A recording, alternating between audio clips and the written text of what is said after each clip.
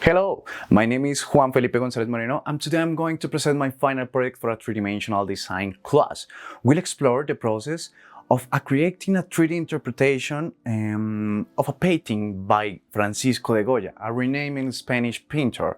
So let's dive to this fascinating project. But I have a note for you. If you can see, before we begin, I will outline the key points according to the minutes of the video. You can find this point in this part.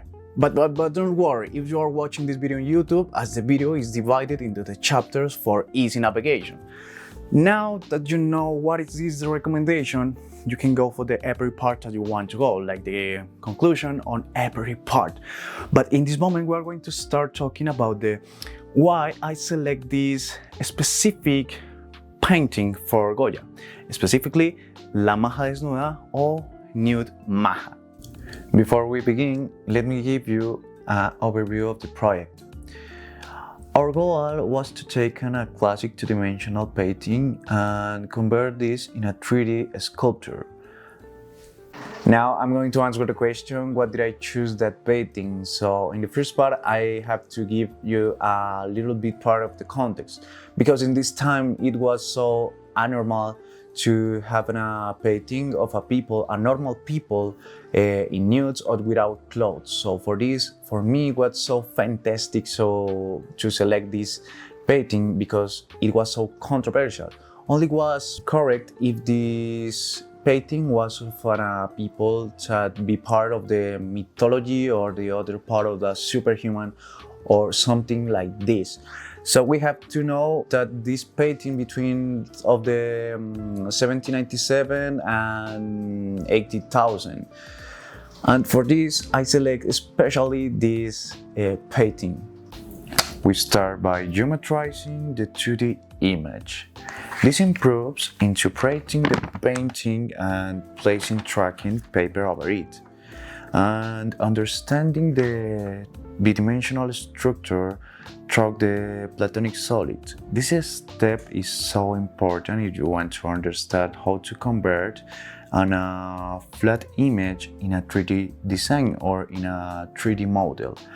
So now that you know this first step, we are going with the second part of this project. So in this part we have the art book. This is a very good gimmick that I have to explain the step by step. So we're going to start with the presentation, the step by step, and I'm gonna you my art book. I like so much this part. We are going to talk on a little bit part of a design and for the composition. Like, you know, I like too much photography, but this is not the principal kind of this video. So we start with two blank page, two respect page, and we have in this part the introduction in English and in Spanish, and this we have two versions of the La Maja Desnuda. We have the Maja with clothes. I said that this in English, but I know that in English my painting says like the nude Maja.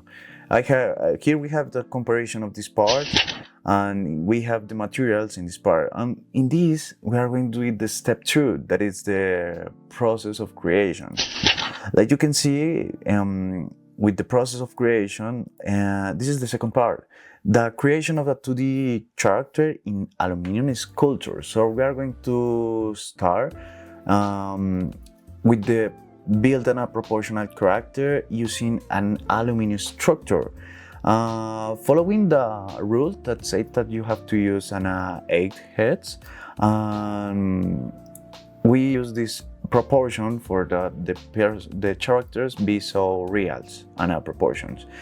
We then pose the character and attach out platonic solids to start adding volume and using tape and layers of papier-mâché. And in Spanish, this technique is like the cartapesta. And yes, we have this in this part. So the next part of this video, or the next part of this project, is so interesting because we have the Papier-Mâché application. So as you can see, we add a volume with Papier-Mâché, and we use a mixture of glue, water, and a kick and paper. The process is to involve applying the mixture with a brush building up layers to create a smooth and concept surface. Maybe in this part I'm gonna put the clips because this image it's a keyframe of the video that I have for you, but I'm appearing in this part of on a part of the video. And yes, the next part is the part of the painting, you know.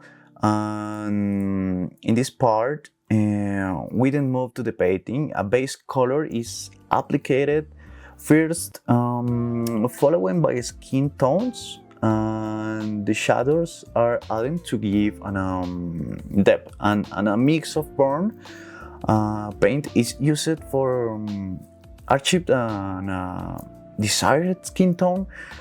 And the final touch include the makeup details and the eye and the hair.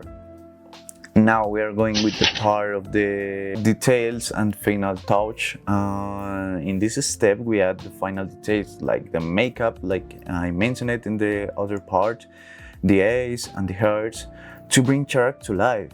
Each detailing changes the realism and expression of the sculpture. And yes, I have this for this part.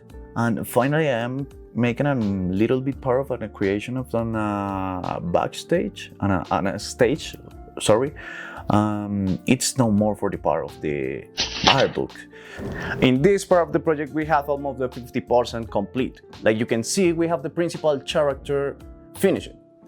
And now we have to think about the stage. That is the other 50% of the project. How we are going to build this other 50%? It's so easy because we are going to use the geometric solids, and with the geometric solids we are going to have a process more faster. So now we are going to build the sofa. Come on.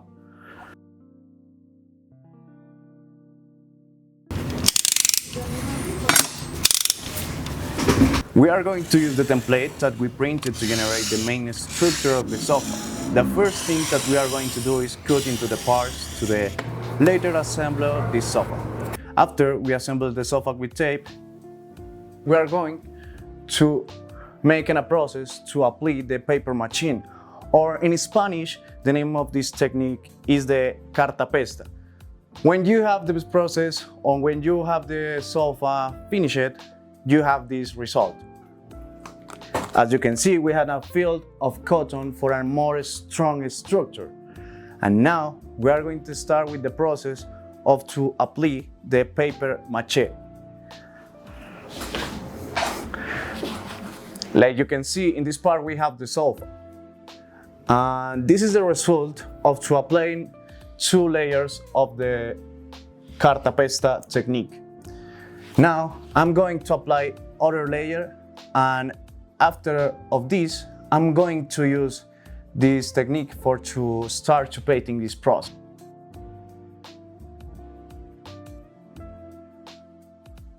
So now we're going to go with the conclusions in this part of the video.